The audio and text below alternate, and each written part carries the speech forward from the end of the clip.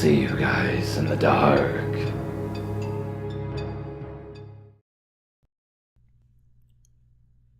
Yesterday on Thanksgiving, I woke up from having slept late and wanted to go for a walk in the park before the sun went down. As I pulled into the parking lot, I noticed a van next to me. There was a woman outside the passenger door of the van. She whirled around and stared at me for about 6 seconds. Her face was completely cracked out. It had that sunken reptile look. Her eyes were absolutely dead. I could tell she was completely out of it. In the driver's seat was a greasy-looking man. He was just staring at me. I got out of the car and wasn't too worried yet because this park is kind of on a busy street. I began walking towards the path that would lead me into the park while constantly looking behind me. The crackheads were now in their van, rooting around for something. As I made my way further into the park, the sun began fading fast. I was also upset because I was really looking forward to walking in the park for stress relief. But the darker it got, I kept worrying that the couple were following me, or waiting around the next bend for me. Finally, I gave up any chance of enjoying this stroll, and decided to return to my car. This is where it gets odd. As I exited the trees and made my way back to my car, I saw the van. At this point, I was about 2 minutes from my car. The woman was outside the passenger door again. Only this time, the man was standing next to her. She began making sharp, high-pitched mewing noises, and then moaning. Then a blue light appeared before my feet and kind of danced back and forth in front of my feet. The guy was holding a flashlight and shining it through the van windows directly in front of me. Every internal alarm I had was going off. Both the man and woman were watching me with dead eyes. The woman still meowing at me. I was too afraid to run back into the trees and risk an incident where no one would be around to help me. I decided to just risk the chance that I might be faster than them, that I could get in my car quicker than they could do whatever it was that they were going to do to me. I began walking at a very fast clip towards my car, while keeping an eye on them. As I got 5 feet from my driver's door, the man made a beeline for me, his blue light hitting me in the eyes. He was right at my trunk, heading for my driver's door when I shut it and locked the doors immediately. The woman walked to my passenger door and stared in at me. The guy did the same at my driver door.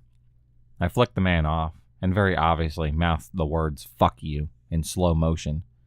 I started my car and sped off away from the park and returned home. Then I called my family, who were all in different states than me, told them that I loved them and that I missed them.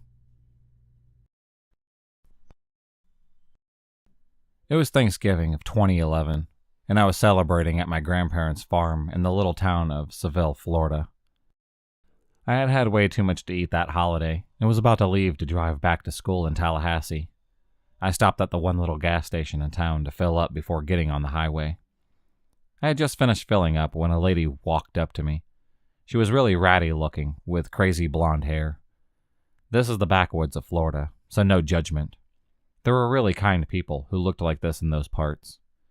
She started talking to me about how her car had run out of gas. She pointed to an old junker parked over near the convenience store, and if I could possibly give her some cash to get home. I usually don't say yes to things like that, but it was Thanksgiving weekend, so I was feeling extra generous. I told her that I'd be happy to fill up her car a little to get her home. Then it started getting pretty weird. She kept insisting I give her cash, and that the car was so empty, she couldn't drive it to the pump. I don't know why I didn't leave right there and then, but again, I was in a very good mood. I told her if she had a gas can, I would put some in, but I didn't feel comfortable giving her cash. She kept objecting, but eventually went over and pulled a gas can from her car. I start filling it up. She put her hand on me and said, "Do you have a girlfriend?" I told her no, politely. She said she wanted to pay me back somehow for the gas, and asked if I wanted to come to her place. I told her no, less politely this time. She kept touching my shoulder, thanking me. And then she offered me a blowjob behind the gas station. So I stopped the gas pump, got in my car, and left her there with the gas can. I called my mom a little while later and told her about the creepy, sleazy encounter. She paused and asked me if this lady had ratty, blonde hair and looked like she was on drugs. I confirmed that yes, that was what she looked like, and how could she have known that? This lady was apparently all over the news. She was a prostitute in town and had been at a party earlier. An exchange had gone south, and her baby had been kidnapped by a client of hers and left under a bush in town. She hasn't even bothered to call the police about the missing child until later. They were both arrested and charged. My friend Connor has a girlfriend who lives a few hours away, and her mom reads all of her texts. So they generally stick to Skype. Well, after a while, his girlfriend, Ellie, wants to introduce him to her Skype friends.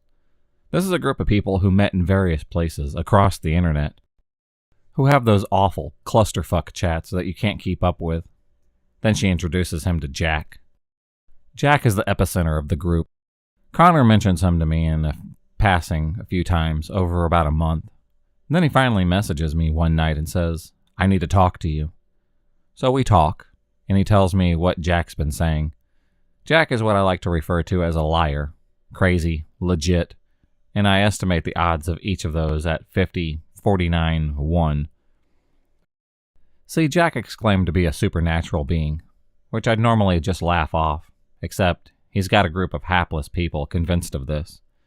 And Connor describes the group dynamics and its red flags all around for controlling behavior. And well, it's sort of my specialty, dealing with people like Jack. But Connor doesn't want to stir up any trouble, because he's unconfrontational.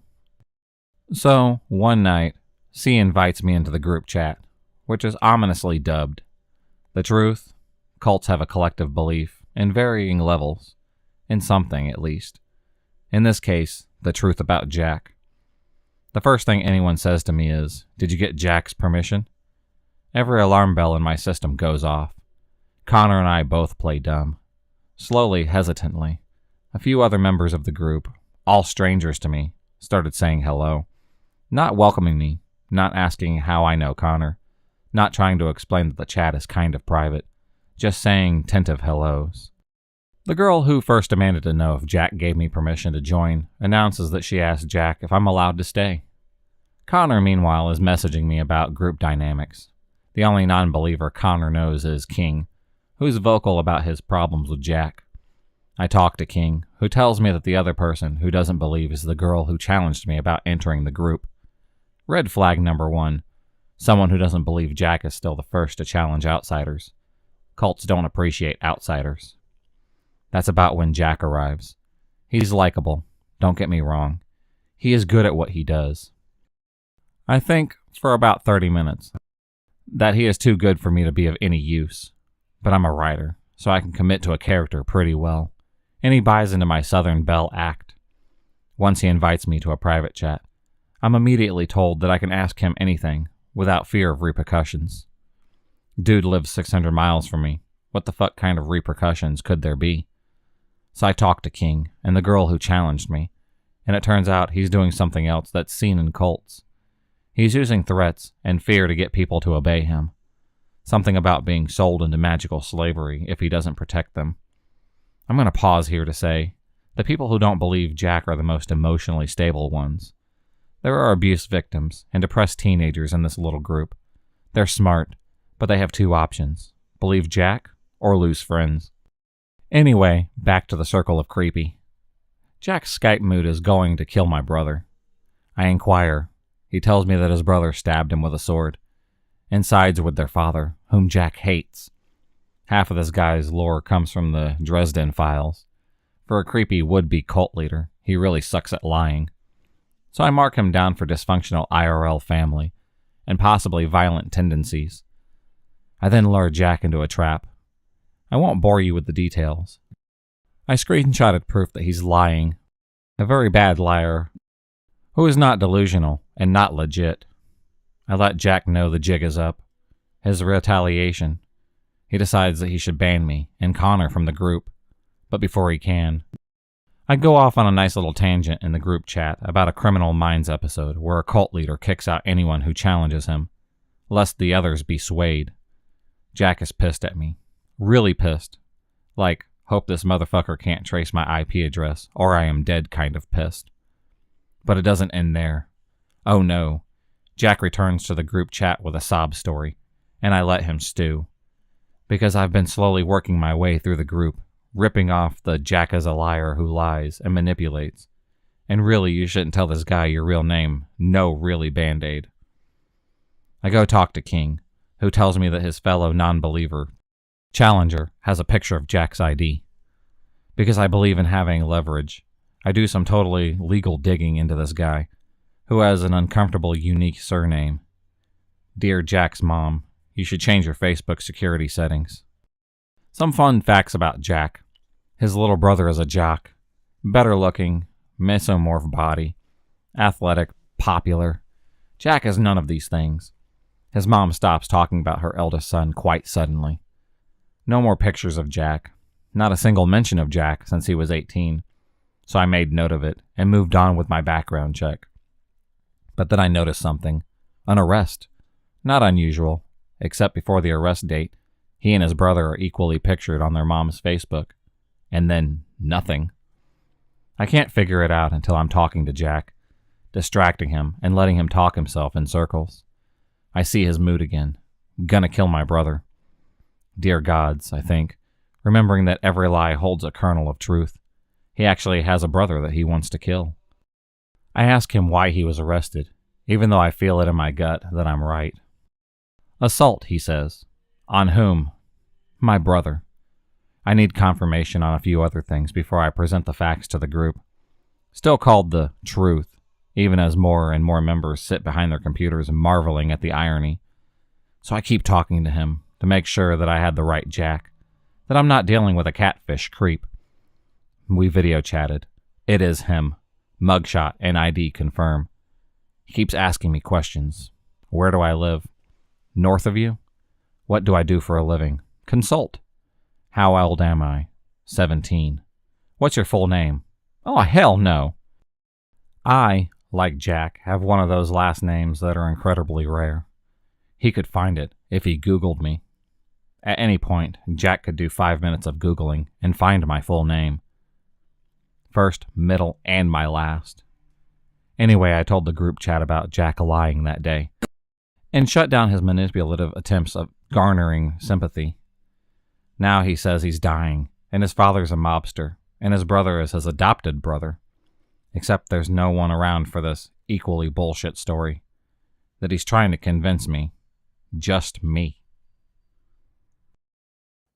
If you enjoyed this video, please subscribe, like, and hit the bell for notifications on future videos, and become a stalker of the night. And I'll see you next time.